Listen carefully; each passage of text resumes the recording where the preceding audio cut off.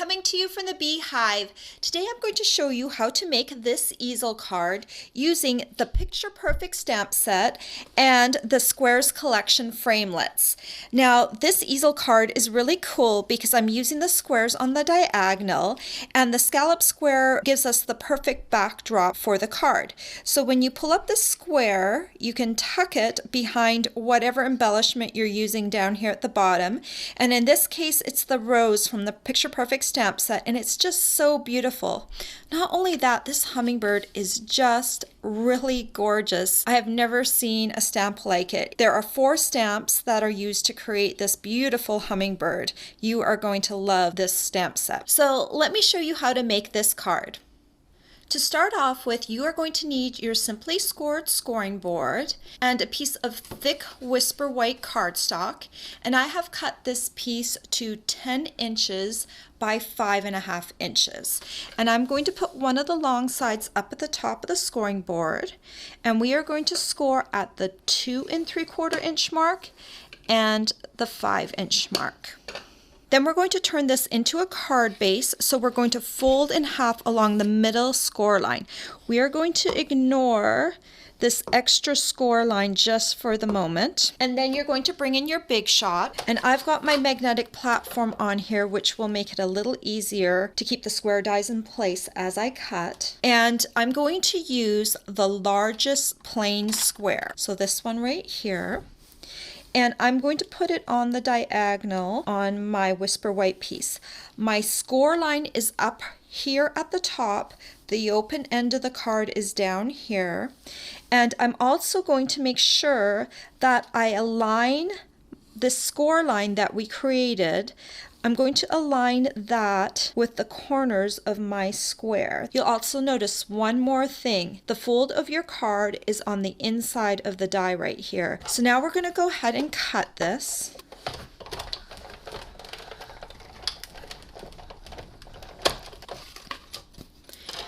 And this piece right here, this outer piece, you can throw out. And then you're going to set this aside. Then you're also going to cut a square, just a plain square, out of the same die that you just used. And we're going to cut one extra square. This will be the piece that the hummingbird is stamped on.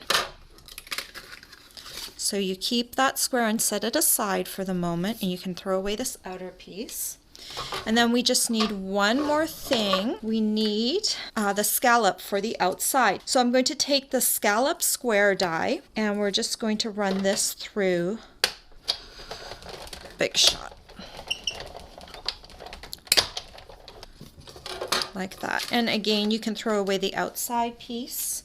And then you're just going to set the scallop square aside for the moment. And we are done all of the die cutting. So first we're going to start off by stamping the top piece, and that's the hummingbird piece. So to position everything on the card, I'm going to start off by stamping the greeting first, but I want to make a little mark so I know exactly where I want my greeting. So I'm just going to measure up on the diagonal 1 3/8 inch. And then I'm just going to put a little pencil mark right there, and that's just going to let me know that's where I want the bottom of the greeting to hit.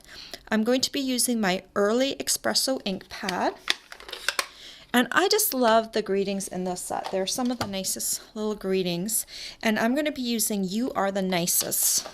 So I've already got that on a clear block. I'm just going to ink this up. And what I want to do, it's going to hit on the bottom of the stamp, will be right at that pencil mark. But I want my greeting as far over to the right as I can go, just leaving maybe a little bit of white space on the edge. If I hold that up to the camera, you see I have just a little bit of white space over here, and it's right about just above my pencil mark like that. I'll keep my Early Espresso ink pad, and now we're going to stamp the hummingbird. Now, when you get your stamp set, let me just show you the sheet that everything came off. They have the hummingbird labeled in the order that they think that you should stamp the hummingbird. And I tried to stamp it this way, and I had trouble lining up that little eye for some reason. So I actually like to stamp it in the reverse order. So I stamp with stamp number 4, then I go to 3, then I go to 1, and then finally I do the throat at number 2. So I'm going to show you the way that I like to stamp it. If you would like to try it, the method that they suggest, go ahead and do it. So I've got stamp number 4, and this is the one with the little beak on it, and we're going to use the Early Espresso ink pad again. Now keep one thing in mind, the beak is on here, but the edge of the wing, once you finish stamping it, extends beyond what is on this particular stamp. So you're going to have to keep in mind that you're going to need maybe 3/4 of an inch beyond here. So when you're positioning this on your card, you're going to have to keep that in mind. So let me just ink this up here. So now I'm going to kind of come around here, and I'm just going to nest this so the tail feather lines up with the bottom of the greeting, and the bird just kind of hugs around the little greeting like that. So that will be stamp number 1. And then I'm going to come in with this next one, which was labeled as stamp number 3. And I'm going to ink that one up in Early Espresso. And you have to line this up. So take a moment, pay particular attention to the head and the tail feathers. And I haven't pressed this down yet. You can also try, if you can, to see the little eyes line up. Don't worry if it's not perfect, because I have a little solution that I like to use for the eye if it doesn't line up perfectly. And even if it does line up perfectly, I think it makes the eye look a little nicer. So, okay, you can see right here, and it's hard to do this when I'm standing up and I don't want to get my head too much into the camera, but you can see normally if you stamp this perfectly, there'd be a little white spot in the middle of the eye, and that did not happen in this case, but we're going to fix that with a rhinestone jewel, and it's going to make the card look even better. So that's the second stamp, and now we're going to do the third part of the stamp. You're going to need your garden green ink pad, and you're going to need the stamp that Stampin' Up! Designated as stamp number 1. You're going to ink this up in garden green, and then you're going to come in, hopefully my head's not too much in the camera, but you need to line up the head and the tail feathers. That's the important part. And then do a quick glance to the wing, and then just stamp it down like that. Doesn't that look pretty? And then we just need one more thing. We need our Watermelon Wonder ink pad, and we need this tiny little piece which was designated as stamp number 2. You probably didn't even know what this was. This is the little throat piece. And what I neglected to mention on all of these stamps, they all have a little arrow up at the top. So when you're stamping them, you always want to make sure that that arrow is facing north when you do it. This is especially important with this little piece because you can't even tell what it is or how it should go. So if you know that all of these are lined up, when you go to ink this up, you'll know that this one also needs to go up. So let me bring this in and ink it up. And that little arrow is pointing up. And then you're just going to bring this right here. Let me show you. This little patch right here, whoops, this little patch right here, right underneath the eye, that's where we're going to be stamping our little throat piece.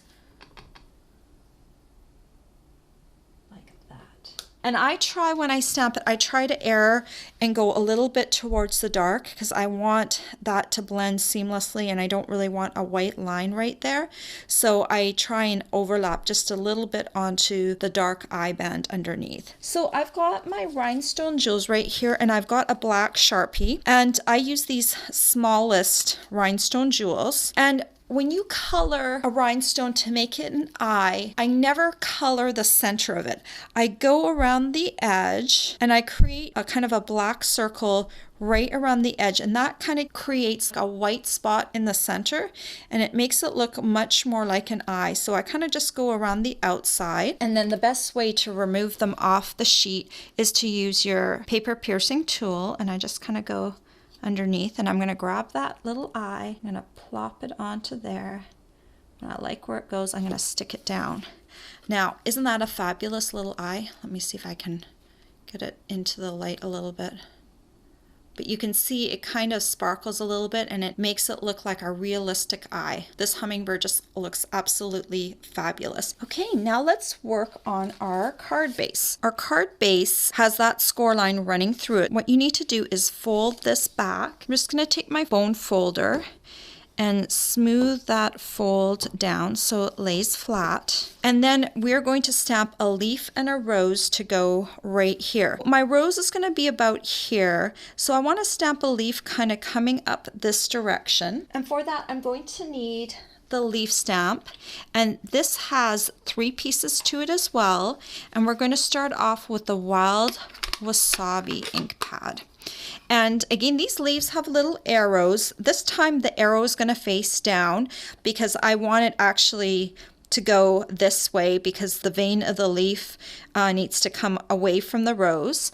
So I'm just going to ink this up with my Wild Wasabi. You're going to want it to stamp a little closer to the fold than to this tip. So I'm going to put it about here, that. And then next, I'm going to use my garden green again. And I'm going to use this next stamp. So the first stamp I stamped was the bold one, and this one has some of the veining in it. It's stamp number 2.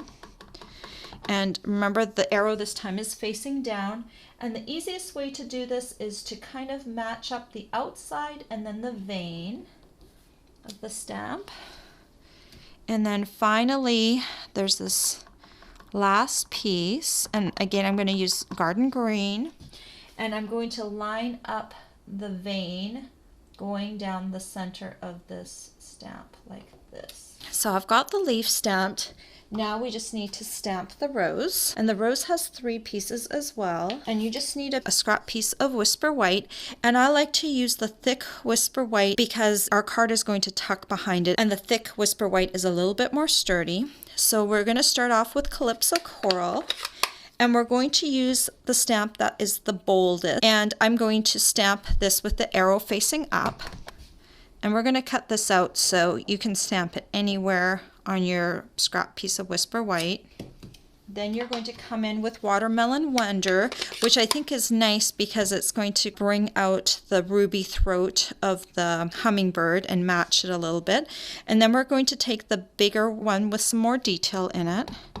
Again, arrow is going to face up. I'm going to ink it up, and you're just going to line this up over top of the rose and then stamp down that. And then finally, you're going to bring in your Early Espresso ink pad, and we're going to do the detail of the rose, this last stamp. And you're just going to hover it over the top of the rose like this, like that. And there you go, you've got your rose all stamped. And then what you're going to do is you're going to cut this rose out. So it looks like this.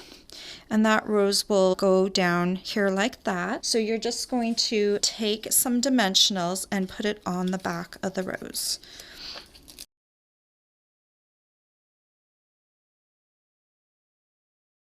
You need dimensionals for this because you need something for the card to tuck behind, and if you just glue this flat to the card, it's not going to give it much of a lip for that point of your card to get behind. Okay, all the liners are removed.